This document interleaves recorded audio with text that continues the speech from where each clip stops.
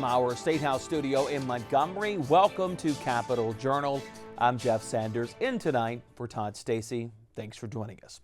Topping our news tonight, final passage for legislation that could allow the state to borrow more money to complete Alabama's massive prison construction project, which began back in 2021. Senate Bill 60 from Senator Greg Albritton would raise the state's borrowing cap for prison construction from $785 million to $1.25 billion. Governor Kay Ivey has said the additional borrowing should not be necessary to finish the new facilities, but Albritton says the state needs to keep its options in case and open just in case costs continue to rise. Representative Rex Reynolds is handling SB 60 in the House. After some debate on the floor, lawmakers approved the bill and sent it to the governor's desk. The Alabama Corrections Institute Finance Authority has authorized up to $785 million for the construction of 2 mega prisons, one being in Ardmore and one being in Escambia. Members, this is a bill we hope we do not have to use, but it's a safeguard while we're in session to go ahead and provide this authority to a SIFA to raise this to $1,285 million, and that's a $500 million increase. We anticipate a shortfall of about $650 million as we move into the Escambia prison. We do have a phased-in approach that could be considered. If we do that, we would have 3 budget cycles to fund that prison. And so we hope not to need this, but it was something that we need to put in place. How do we fund these bonds? Well, these are funded out of the general fund. The debt service comes out of the general fund. I know, so what we getting the money to go into the general fund to do it? Well, all this great spending we're seeing in Alabama, we see a strong budget. That's for right now. But what does the future bring to us? And the reason I ask that is because from the national perspective, with so many departments being shut down, the state of Alabama has any number of federal departments where people are losing their jobs. That means less tax coming to the state, either sales tax, income tax, any other tax we think about. With the second half of the legislative session now in full swing, lawmakers are turning their attention to the state's budgets, starting with the before-mentioned general fund. The House Ways and Means General Fund Committee met today and advanced a spending plan totaling nearly $3.7 billion for fiscal year 2026, a new record high for the general fund. Lawmakers on the committee credited the growth to strong returns on state accounts, which have benefited from higher interest rates in recent years. But they also issued a warning Alabama's good fortune may not last, and future budgets might not have the same level of extra revenue to work with. We're in a good position in the general fund. 2 things. A, we started off the fiscal year higher than we thought. We had some additional revenues, and that's because of the conservative budget that you passed last year. Left some revenue on the table, and that's what we're supposed to do. This year we'll do the same at a higher percentage. Certainly we did not anticipate any. We did not think we would have any growth, and as you've seen from the numbers I've sent you, we continue to see growth through this 2025 fiscal year. And we thought the interest rates would go down quicker than we thought, and they have not to date. And I'm not sure what they'll do for the remainder of the year, but we're going to be cautious moving forward and ensure that we've got a very conservative budget. Our current condition, we're at 2025 year-to-date receipts as of 2/28 stand at $1,514,543,999. So between March and September, as a comparison to last year, we need that amount, and then during that same time frame, receipts were at $2,008,083,126, and so that leaves about $431,192,000 on the table. And so that's I applaud you for the work you did going into the 25 budget. Lawmakers advanced the general fund budget out of committee and on to the full House. We now turn to the Senate, where a controversial truck weight bill passed today, but only after some big changes. Senate Bill 110, sponsored by Senator Jack Williams, originally aimed to raise axle weight limits for log trucks, something supporters said would help the timber industry and prevent drivers from being unfairly hit with fines and court costs. But the proposal met resistance from ALEA and the Alabama Department of Transportation. They warned that heavier axle loads could damage roads and bridges and created added safety risk for drivers. On the Senate floor, Williams accepted amendments from Senator Clyde Chambliss. Under the revised bill, axle weight limits will now stay the same, but there are now changes to how law enforcement is handled.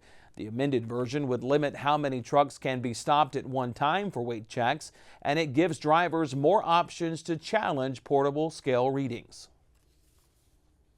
If you're there at the scales and you're within 10 miles of the mill, then you can go ahead and go to the mill with one of the troopers and weigh your truck at the mill. And if that set of scales that weighs gross, and those scales are certified by Ag and Industries, and so it's not just, it is regulated. But if that gross shows that you are under gross, well, then that ticket goes away because it's obviously a false high. Well, let's say you're 90 miles from a mill. So the second part of this would allow the trucker to go to any certified scale, weigh his truck, and if he's under gross when he gets there, it's obvious that our temporary scales, our portable scales, gave a false high because of an air ride system or whatever, and then that ticket goes away. Our local economy, the people, as these trucks come out of the woods, every one of them stops and gets a Coke and a candy bar or something. So it helps all our economy at our little stores out in the country because they're not going by big stores where they're at, where they're coming from out of the woods. The bill passed the Senate unanimously and now heads to the House for further debate. With the legislative session back in full swing, advocacy groups returned to the capital city, gathering on the steps of the State House today. Among them was the Alabama Voting Rights Coalition in Montgomery for their annual Lobby Day. Members of the group raised their voices in support of voting rights and stronger democracy. They spent the day meeting with lawmakers and urging action on policies they say would expand access to the ballot and protect voting power. We are standing in solidarity with more than 15 organizations that are rooted in social justice, that does the work of electoral organizing, mobilizing, power building to ensure that community members and partners all across the state of Alabama understand what's at risk. We are in a state of emergency. We are seeing the defunding of education, the dismantling of important departments that help that directly impact our everyday life. What happens on the federal level impacts us on the local level, but also what happens on the local level impacts us, right? It impacts our roads, our infrastructure. It impacts us when it comes to environmental justice. In Montgomery, these are where the decisions are being made, so that's where we had to show up. We'd worked with several legislators in the drafting and crafting of some of these pro-democracy, pro-voter bills, SB 7 and HB 60, which are companion bills, the first ever Alabama Voting Rights Act, that really works to undo some of the harms that we've seen since the Shelby versus Holder decision back in 2013 that rolled back pre-clearance requirements that really led to states across the country really eroding away some of those clear protections that particularly affect communities of color. Really, today's gathering is all about kind of three main things: educating, empowering, and engaging. So part of what today's Lobby Day will do is bringing all of these different organizations and community members together to really educate them on all of the various bills that we've mentioned before. Like I said, the Voting Rights Act, absentee ballot cures, creating a holiday for Election Day so that way people don't have to take off of work, letting them know that the options are there and that they just need to demand their legislators put those bills on committee agendas so that way a vote can happen. Another group gathered on the steps of the State House today, Faith in Action Alabama. Leaders with the organization say their mission is to fight for the well-being of every Alabamian, and they believe the nation has reached a critical crossroads where action must be taken. As part of this legislative session, Faith in Action Alabama is focusing on 4 key priorities, which they say are essential to building a more just and equitable state. Faith in Action Alabama, a multi-race, a multicultural, and a multi-faith organization whose mission is to honor God by dismantling systemic racism to create pathways of opportunity for all Alabamians. Not a select few, but all Alabamians. Faith in Action Alabama has identified 4 legislative priorities. Increase state funding for Alabama's public schools, Medicaid expansion, voting rights, and parole reform. Coming up next on Capitol Journal, we sit down with Representative Andy Whitt to talk about his bill targeting THC and hemp-derived products. Is it about protecting public health, or is it a hit to Alabama's hemp industry? Stick around. That interview is just ahead after the break. You can watch past episodes of Capitol Journal online at video.aptv.org. Capitol Journal episodes are also available on APTV's free mobile app. You can also connect with Capitol Journal and link to past episodes on Capitol Journal's Facebook page. And you can listen to past episodes of Capitol Journal when you're driving or on the go with Capitol Journal podcasts. Keep up with what's happening with Capitol Journal.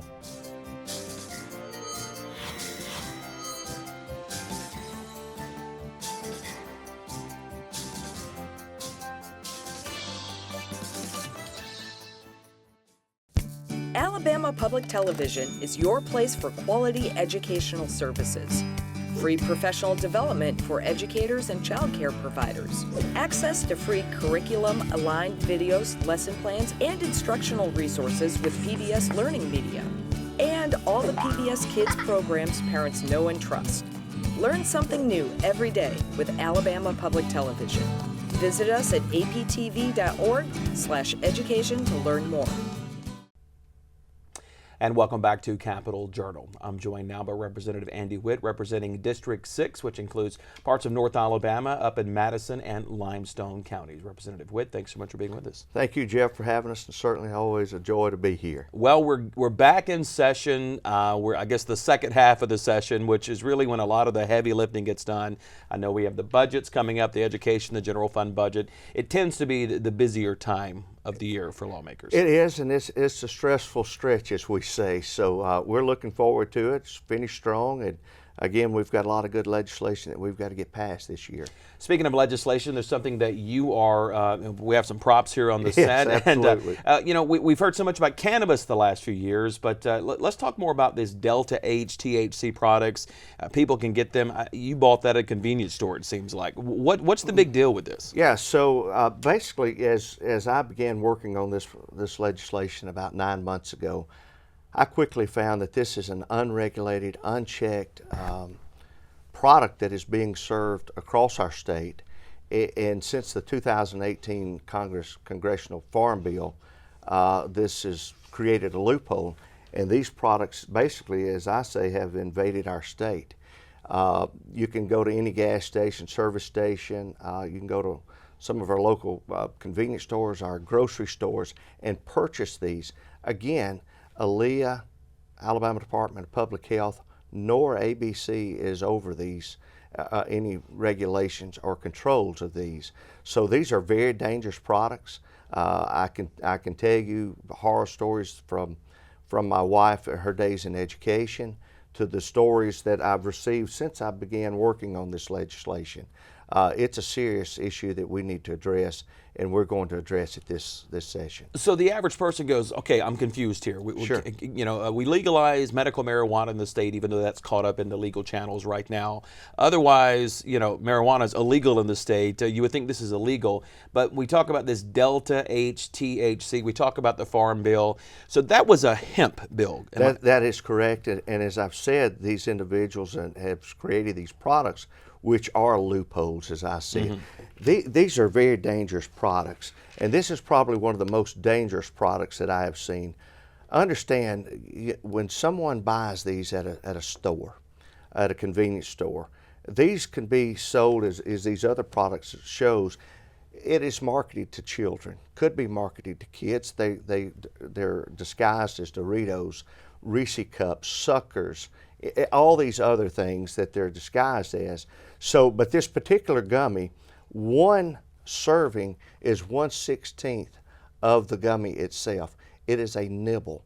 Now, how many people flip over to the back of this and says, not many, that one dosage is 1/16 of this. So if you look even at the ingredients, 1/16 of the gummy is 215 milligrams. Now understand, a 5 milligram gummy that you see at the store, or your THC drink, a 5 is the equivalent of approximately 3 drinks to non-drinkers. So in Alabama, this is openly sold. It's being sold on tap at bars across the state. You and I can go into some bars in some of the larger cities. It's being sold on tap. When does a bartender know when to stop serving an individual? What is that individual's limit? And again, you and I can make this stuff in our backyard and sell it and package it and sell it at our local convenience stores. And when I was in Senator Tim Melson had a similar bill in the Senate that did not pass committee, and we'll talk about that in a second. But one of the people in the public hearing who got up and spoke and said, for children, if they grab this, it's candy. You talk about 1/16 of a serving. They may eat 3 or 4 or 5, which then can lead to an overdose. So I'm certainly glad you brought up that information about the children. Again, as I began digging into my research, through October of 2024, the latest numbers that I have from our Poison Control Center here in Alabama, they had 160 cases of overdoses. The overdoses were the ages from 2 to 15. By far, that was their largest age group. The second largest age group had 40 overdoses, and it was 16 to 19, I think was the age. But surprisingly and truly heartbreaking was that we had over 20 cases of children under 2 that had overdosed on gummies. How are they getting these? And we've got to do a better job. As I've said, we've got to put guardrails on this. We've got to protect our kids. These products are going into stores. The drink here that I brought today is 50 milligrams. 50 milligrams, and that is just off the chart. And even it's so widely being sold is that, there's a store off of Interstate 65 in Shelby County that you can get a slushy, 50 milligram slushy, and enjoy on your way to the beach. And that's just unfathomable to me, and we've got to put them out of business. They have to get guardrails and stop this. You mentioned put them out of business. You mentioned guardrails. Let's talk about this bill, some of the key goals. What would your bill do in its current So first and structure? foremost, it would put all of these products under the ABC's purvey, and they would actually license 21 and over establishments, period. No on-site consumption. Just like alcohol. It would move these products into alcohol, not necessarily the alcohol realm, but ABC is there already with these 21 and over stores that are selling alcohol. Why not utilize their staff that's there? So they will license these products. They will be tested through a third party. They will be reviewed by our state health department and given the green light. So it will have all the ingredients, all the testing material there, packaging It will no longer be targeting to kids. You will not see the Doritos or these other, this is one of the famous wrestlers, Hulk Hogan, that told me in my day to eat my vitamins, and now he's telling me to eat gummies. That's just unreal to me. So also removed is vapes and smokables. As you go into some of these shops, which we've all been into gas stations, we look and there is all of these glass jars that looks like marijuana.